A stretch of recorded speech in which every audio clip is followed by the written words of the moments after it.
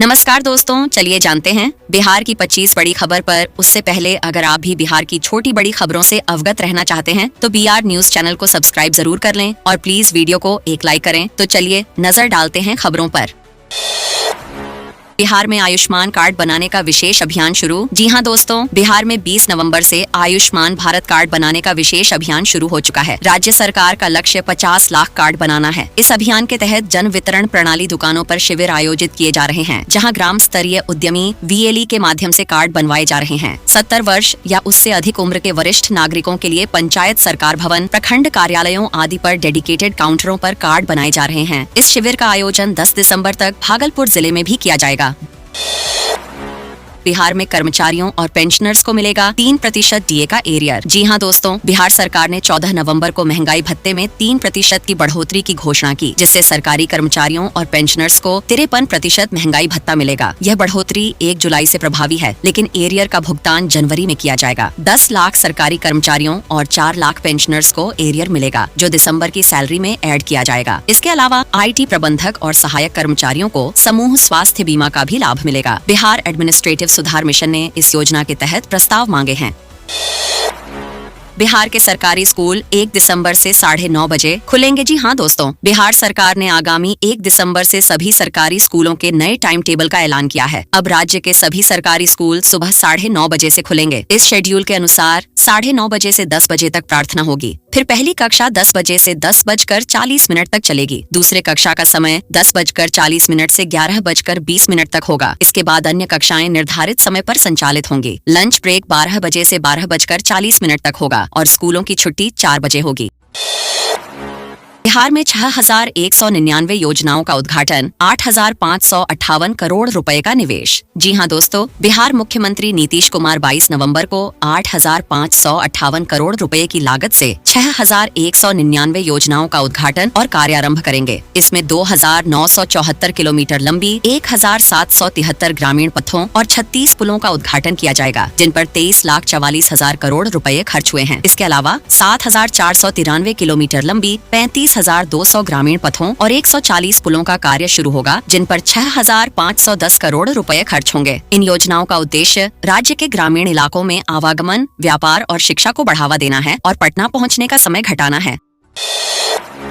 गडकरी बोधगया में NHAI परियोजनाओं का उद्घाटन करेंगे। जी हां दोस्तों, मगध विश्वविद्यालय और भारतीय आर्थिक परिषद द्वारा आयोजित सम्मेलन में सूबे के ग्रामीण कार्य मंत्री अशोक चौधरी उपस्थित होंगे। वहीं केंद्रीय मंत्री नितिन गडकरी बोधगया में NHAI के कई प्रमुख प्रोजेक्ट्स का उद्घाटन और शिलान्यास करेंगे। इन प्रोजेक्ट्स में गया जिले के 19 किलोमीटर और जहानाबाद के 7 किलोमीटर सड़क निर्माण का लोकार्पण शामिल है। गडकरी विशेष विमान से नागपुर से सीधे गया एयरपोर्ट आएंगे और सम्मेलन में भाग लेने के बाद NHAI के कार्यक्रम में संबोधन देंगे। वे महाबोधि मंदिर और विष्णुपद मंदिर का भी दौरा करेंगे। चिराग पासवान ने झारखंड और महाराष्ट्र में NDA की जीत का दावा किया। जी हां दोस्तों, लोजपा रामविलास के प्रमुख और केंद्रीय मंत्री चिराग पासवान ने गुरुवार को पटना में दावा किया कि झारखंड में बदलाव और महाराष्ट्र में NDA को फिर से बहुमत मिलेगा। उन्होंने कहा कि एग्जिट पोल के परिणामों के मुताबिक NDA की बड़ी जीत तय है। चिराग पासवान ने मुख्यमंत्री नीतीश कुमार और RJD पर निशाना साधते हुए बिहार के जंगल राज का हवाला दिया। इसके अलावा चाचा पशुपति पारस के बारे में चिराग ने कहा कि वे NDA में नहीं हैं और उनकी बाहर जाने की कोई संभावना नहीं है।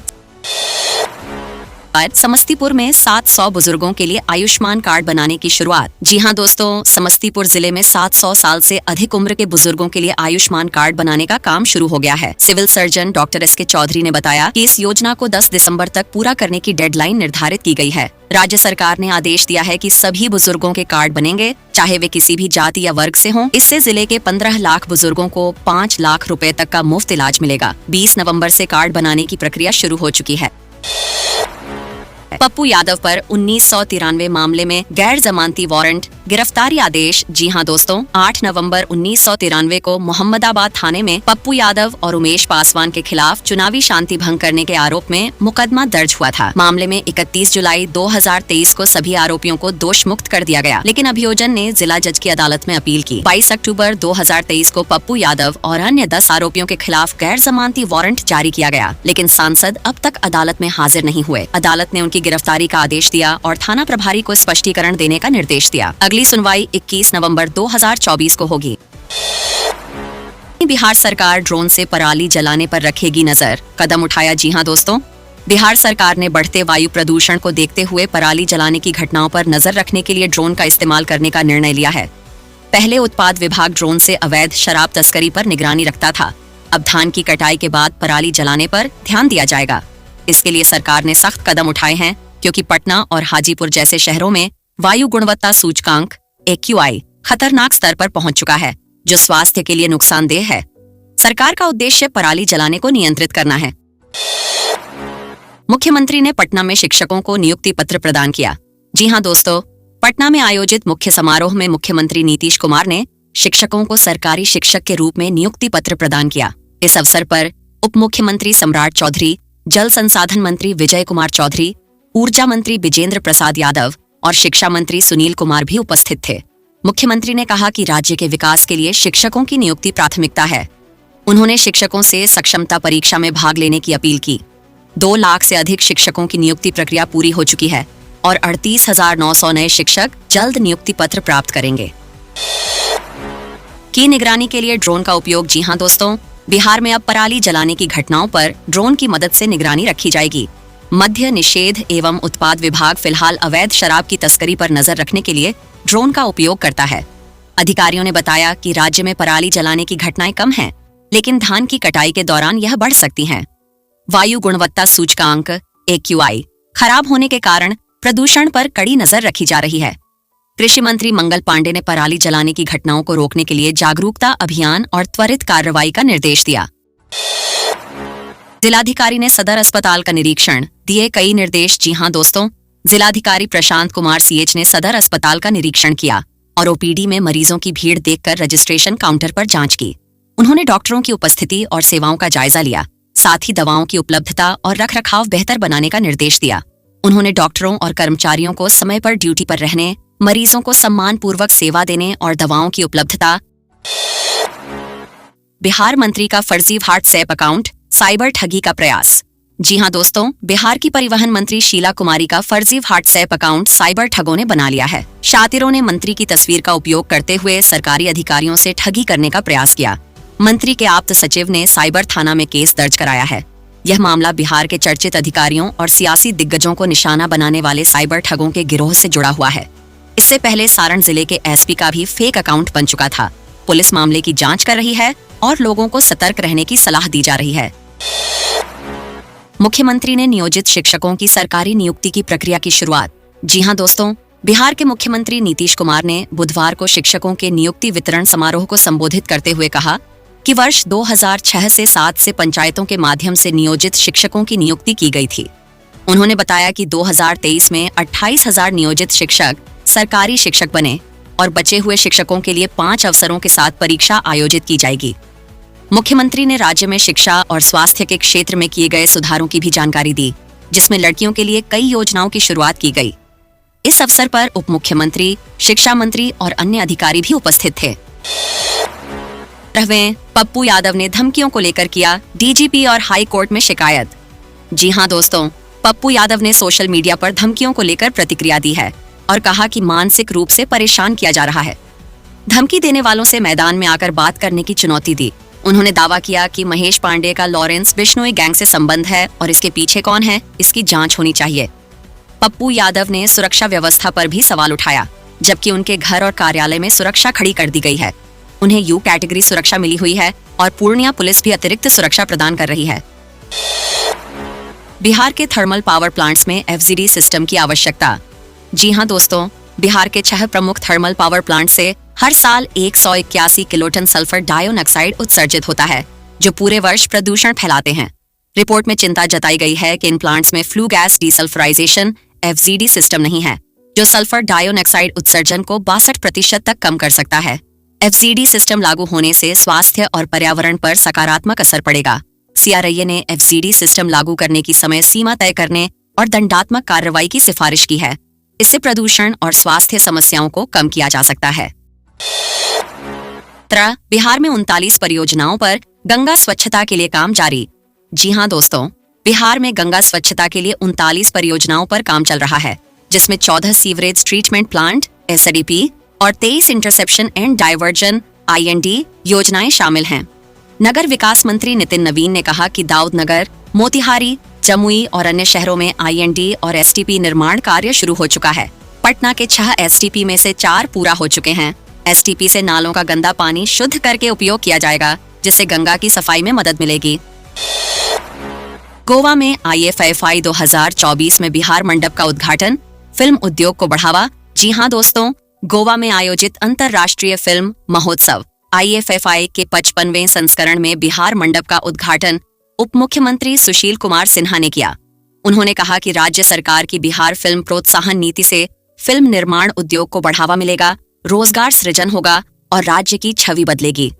कई अंतर्राष्ट्रीय फिल्म निर्माताओं ने बिहार में फिल्म शूटिंग और राज्य आधारित फिल्मों में रुचि दिखाई है। अभिनेता रवि किशन ने भी कहा कि बिहार का फिल्म उद्योग पूरी तरह से विकसित नहीं हुआ है, लेकिन नई नीति से राज्य में फिल्म निर्माण की संभावनाएं बढ़ेंगी।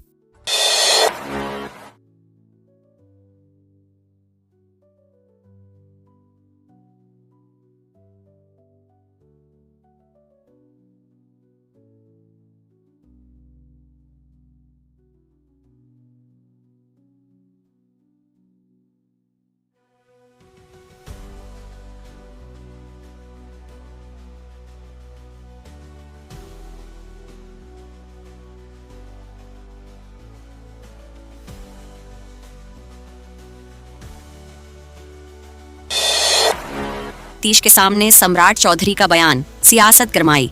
जी हां दोस्तों, बिहार में शिक्षकों की बहाली पर सम्राट चौधरी के बयान से सियासी हलचल तेज हो गई है।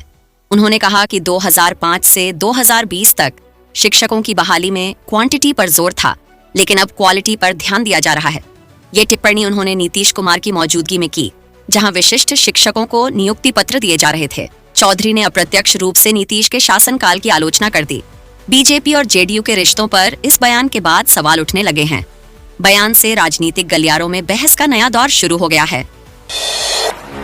इस आयुष्मान वय वंदना योजना, बुजुर्गों के लिए स्वास्थ्य सुरक्षा अभियान। जी हां दोस्तों, प्रधानमंत्री नरेंद्र मोदी और मुख्यमंत्री नीतीश कुमार के संयुक्त प्रयास से आयुष्मान वय वंदना योजना की शुरुआत की गई। इस योजना के तहत 70 वर्ष और उससे अधिक आयु के वरिष्ठ नागरिकों को 5 लाख रुपए तक का स्वास्थ्य बीमा मिलेगा। शहरी विकास मंत्री नितिन नवीन ने बताया कि सभी नगर निगम क्षेत्रों में अभियान चलाकर 70+ आयु वर्ग को योजना का लाभ दिया जाएगा। योजना के तहत 12 दिसंबर तक आयुष्मान कार्ड जारी करने का विशेष अभियान चल रहा है। अब तक 10 लाख से अधिक बुजुर्गों ने पंजीकरण कराया है। यह बुजुर्गों के लिए स्वास्थ्य सुरक्षा का बड़ा कदम है। नियुक्ति पर सम्राट चौधरी का बयान। जी हां दोस्तों, बिहार के डिप्टी CM सम्राट चौधरी ने गया कि विष्णुपद मंदिर कॉरिडोर के निर्माण को लेकर कहा कि प्रधानमंत्री मोदी के निर्देश पर राज्य सरकार ने टेंडर प्रक्रिया शुरू कर दी है। काशी की तरह विष्णुपद मंदिर का भी विकास होगा। भारतीय महिला हॉकी टीम की जीत पर खेल मंत्री की बधाई। जी हां दोस्तों, केंद्रीय खेल मंत्री मनसुख मंडाविया ने एशिया महिला हॉकी चैंपियंस ट्रॉफी में भारतीय टीम की जीत पर बधाई दी। उन्होंने कहा कि बिहार खेलों को बढ़ावा देने में अग्रणी बन रहा है। खेलो इंडिया यूथ टूर्नामेंट 2025 का आयोजन बिहार में होगा, जिसमें देश भर के खिलाड़ी हिस्सा लेंगे। मंडाविया ने युवाओं से खेल को करियर के रूप में अपनाने की अपील की। उन्होंने कहा कि राज्य और केंद्र सरकार खेल प्रतिभाओं को प्रोत्साहन देने के लिए कड़ी मेहनत कर रही हैं। खिलाड़ियों को प्रशिक्षण और सरकारी सेवाओं में नौकरी का लाभ दिया जा रहा है। खेलों में बदलाव की यह पहल सराहनीय है। रक्षा, कड़ी निगरानी में EVM सील, 207 करोड़ की जब्ती। जी हां दोस्तों, चुनाव के दूसरे चरण में कड़ी सुरक्षा के बीच मतदान कर्मी EVM लेकर गंतव्य पर लौटे। राज्य पुलिस नोडल पदाधिकारी AV होमकर ने बताया कि 891 नक्सल प्रभावित और 6828 क्रिटिकल बूथों पर सुरक्षा के लिए 585 अर्धसैनिक बल और 60 राज्य सशस्त्र बल की कंपनियां तैनात थीं। साथ ही 26,000 पुलिस और होमगार्ड जवान लगाए गए। नक्सली इलाकों में कोबरा और झारखंड जगुआर सक्रिय रहे। सीमाएं सील कर 114 नाके बनाए गए। अब तक 207.36 करोड़ की अवैध सामग्री और नकदी जब्त हुई। आदर्श आचार संहिता उल्लंघन पर 6 मामले दर्ज किए गए। खेलो इंडिया, विष्णुपद कॉरिडोर और शिक्षा पर केंद्रीय मंत्री के बयान। जी हां दोस्तों, राजगीर में महिला हॉकी टूर्नामेंट के फाइनल पर केंद्रीय मंत्री मनसुख मांडविया ने कहा कि खेलो इंडिया योजना से देश के खिलाड़ियों को विश्व स्तरीय प्रशिक्षण मिल रहा है। 2047 तक भारत को खेलों में शीर्ष 5 में लाने का लक्ष्य है। उप मुख्यमंत्री सम्राट चौधरी ने विष्णुपद मंदिर के कॉरिडोर निर्माण की पुष्टि करते हुए कहा कि कि पीएम मोदी की योजना से इसे काशी की तर्ज पर विकसित किया जाएगा। उन्होंने कहा कि एनडीए सरकार ने 1,14,000 शिक्षकों की नियुक्ति की है। उपचुनाव वाले 4 जिलों में आचार संहिता के कारण प्रक्रिया रुकी है। विपक्ष पर निशाना साधते हुए उन्होंने पुराने नौकरी तंत्र को असफल बताया। संशय में स्कॉर्पियो चालक ने बाइकों को मारी टक्कर। जी हां दोस्तों, बिहार शरीफ में नगर निगम की नंबर प्लेट वाली स्कॉर्पियो के चालक ने नशे की हालत में वाहन को पीछे करते हुए कई बाइकों को टक्कर मार दी। घटना में गनीमत रही कि बाइक के पास कोई नहीं था। प्रत्यक्षदर्शियों ने बताया कि चालक इतना नशे में था कि न बोल पा रहा था और न आंखें खोल रहा था। स्थानीय लोगों ने हंगामा कर दोषी चालक पर कार्रवाई की मांग की। पुलिस ने जांच में शराब सेवन की पुष्टि नहीं होने पर चालक को छोड़ दिया। वाहन मालिक ने क्षतिग्रस्त वाहनों की मरम्मत का आश्वासन दिया है। 30वीं सीएम नीतीश की गाड़ी का चालान, वीआईपी कल्चर पर सवाल। जी हां दोस्तों, रोहतास दौरे के दौरान सीएम नीतीश की गाड़ी का पॉल्यूशन सर्टिफिकेट एक्सपायर होने पर चालान कटा। यह सर्टिफिकेट 2 अगस्त 2024 तक वैध था। हालांकि सीएम उस गाड़ी में मौजूद नहीं थे। यह मामला उठने के बाद सर्टिफिकेट रिन्यू करवा लिया गया है, जो अब 19 नवंबर 2025 तक वैध रहेगा। लोगों ने वीआईपी कल्चर और कानून के पालन पर सवाल उठाए हैं। इससे पहले फरवरी 2024 में उनकी गाड़ी का सीट बेल्ट न लगाने पर चालान कटा था, जो अब तक भरा नहीं गया है। पीयूसी सर्टिफिकेट वाहन की पर्यावरणीय मानकों का पालन सुनिश्चित करता है और अनिवार्य है।